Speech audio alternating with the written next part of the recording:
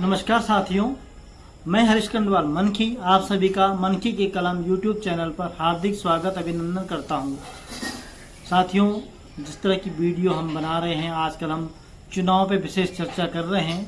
पंचायत चुनाव निपट चुके हैं, लेकिन अभी भी पंचायत चुनाव में के कुछ हिस्से में भी चुनाव होने हैं, चाहे वो अप्रत्यक्ष रूप से ही होने हैं, जिसमें जिलाध्यक्ष और ब्लॉक प्रमुख के चुनाव होने हैं। जिलाध्यक्षों के लिए घोषणा कर दी गई है, आरक्षण निर्धारित कर दिया गया है और ब्लॉक प्रमुख के लिए पहले से ही आरक्षण निर्धारित कर दिया गया था। तो हम बात करेंगे फिर अपने गृह क्षेत्र की, यमकेश्वर ब्लॉक का कौन इस बार ब्लॉक प्रमुख होगा। तो यह जानने से पहले अगर आप चैनल पर पहली बार आ रहे हैं और अभी तक आपने चैनल को सब्सक्राइब नहीं किया है, तो प्लीज़ चैनल को सब्सक्राइब कीजिएगा, लाइक कमेंट शेयर जो भी होता करिएगा, क्योंकि आपके ऐसे करने से हमारा मनोबल बढ़ता है। साथ ही हमको यह लगता है कि हमारी बात कोई सुन रहा है, हमें कोई समझ पा रहा है। अभी पंचायत चुनाव में क्षेत्र पंचायतों के चुनाव के रिजल्ट आ चुके हैं। सभी को शुभकामनाएं। अब उनकी महत्वपूर्ण भूमिका ब्लॉक के प्रमुख को चुनने की होती है। हालांकि ब्लॉक के प्रमुख को चुनने के लिए हर तरीके की योजनाएं होती हैं, हर तरीके के हथकंडे अपनाए जाते हैं, हर तरीके के लॉबिंग की जाती है, पूरी लॉबिंग होती है और उस पर आधारित होती है। तीनों पार्टियां जो भी होते हैं वह ब्लॉक प्रमुख अपने पक्ष का बनाना चाहते हैं। हमारे यमकेश्वर में 29 सीटें हैं, जिनमें से 16 सीटों पे जिस ब्लॉक प्रमुख के प्रत्याशी को समर्थन मिलेगा वह ब्लॉक प्रमुख बन जाता है। 15 या 16 सीटें उसके समर्थन में होनी चाहिए, वो ब्लॉक प्रमुख बन जाता है। तो इस बार कौन ब्लॉक प्रमुख की दौड़ में हो सकता है, क्या समीकरण बन रहे हैं, उस पर हम बात करेंगे, उस पर हम चर्चा करेंगे। हम बात बाद में करेंगे, पहले ये देख लेते हैं कि कौन कौन सी सीट पे कौन कौन सा प्रत्याशी जीत के आया, कौन कौन क्षेत्र पंचायत सदस्य हैं और वो क्षेत्र पंचायत सदस्य जिन्होंने ब्लॉक प्रमुख के चुनाव में महत्वपूर्ण भूमिका निभानी है वह कौन कौन है, उनके बारे में हम जान लेते हैं। झांसी से जो हैं वह है धर्मेंद्र सिंह जी, गैंड से हैं शीशपाल जी, नानमल्ला से रामचंद्र जी, माला से स्वरूप सिंह जी, कोटा से वर्षा राणा जी, मराल से माया देवी जी, भादसी से स्वाति देवी जी जो निर्विरोध चुनी गई थी, कोठार से अनुज पयाल जी, जुरेरी से मनीषा देवी जी, फलदाकोट से विकास जी, विनक से आशीष खंडवाल जी, बुकंडी से हिमानी जी, गंगा भोगपुर मल्ला से बड़ा से सपना देवी पोखरियाल, रामजी वाला से करुणा देवी, देवराना से शोभित कुमार, आवई से सीमा देवी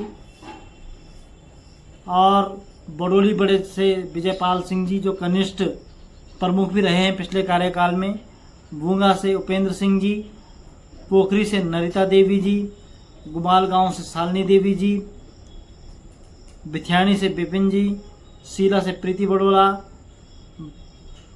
कांडी से आशीष कुमार, जहरी से भारत सिंह जी, कशाली से अनिल कुमार जी, बनचूरी से आशा देवी और सर से लक्ष्मी देवी, यह क्षेत्र पंचायत चुने गए हैं।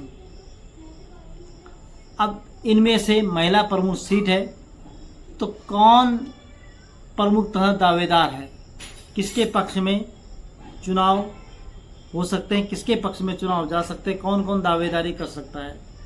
अगर हम बात करें कांग्रेस समर्थित उम्मीदवार की, तो कांग्रेस समर्थित उम्मीदवार जो निर्विरोध चुनी गई हैं स्वाति रावत जी, जो पुनरासु की हैं और भादसी जिला क्षेत्र पंचायत से आती हैं। उन्होंने पहले ही इसका खुलासा हो गया था कि वह ब्लॉक प्रमुख के लिए दावेदारी करेंगी। दूसरे नंबर पे भाजपा से कौन हो सकता है। अभी तक की जो बातें सामने निकल के आई हैं, जिस तरह से बातें हो रही हैं और जो दमदार कैंडिडेट के रूप में माने जा रहे हैं, जिस तरह से लोग बता रहे हैं, क्षेत्र में चर्चा का विषय बना हुआ है, वह है सीता चौहान जी। उनके पति संजीव चौहान जी भाजपा से जुड़े हुए हैं और श्यामपुर में जिलाध्यक्ष भी रहे हैं, श्यामपुर से जिला पंचायत सदस्य भी रहे हैं पूर्व।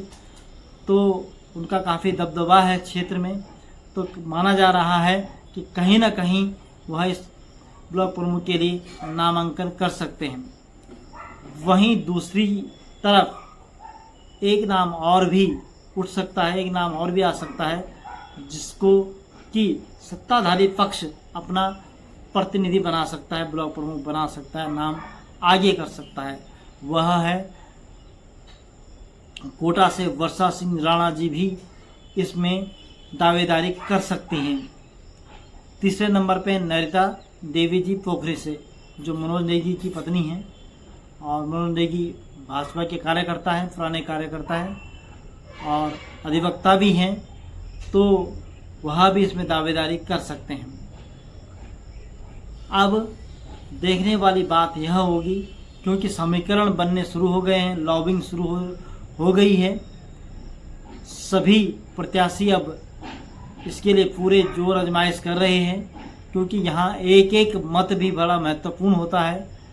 29 क्षेत्र पंचायत सदस्य हैं और उसमें से केवल एक को ब्लॉक प्रमुख, एक को ज्येष्ठ प्रमुख और एक को कनिष्ठ प्रमुख बनना है। तो ज्येष्ठ प्रमुख और कनिष्ठ प्रमुख की बात तो बाद में होगी, पहले तो ब्लॉक प्रमुख की बात है। तो ये जो चेहरे हैं, ये जो नाम हैं, इनमें से हमने जो बताए, सीता चौहान जी, स्वाति रावत जी, नरिता देवी जी और वर्षा राणा जी, ये 4 सीटों पे कहीं ना कहीं जो है दावेदारी हो सकती है।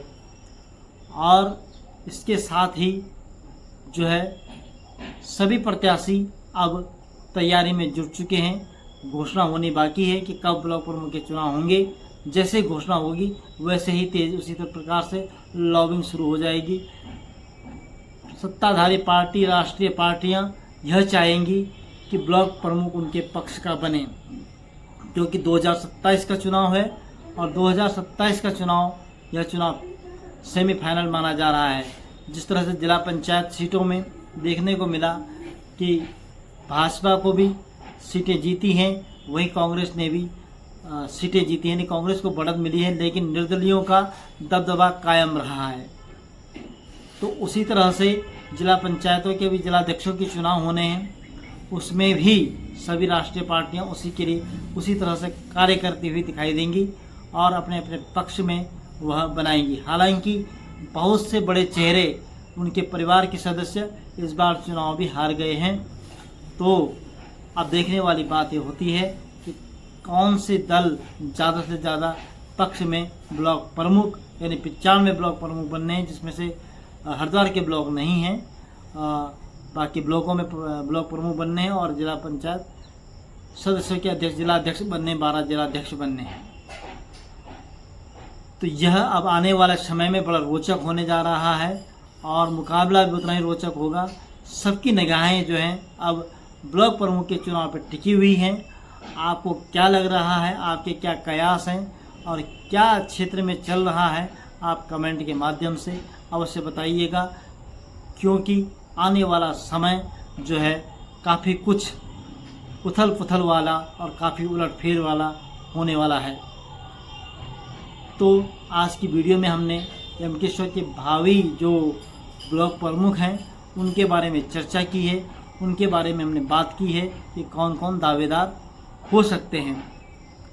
तो देखते हैं कि क्या कुछ इस बार होता है।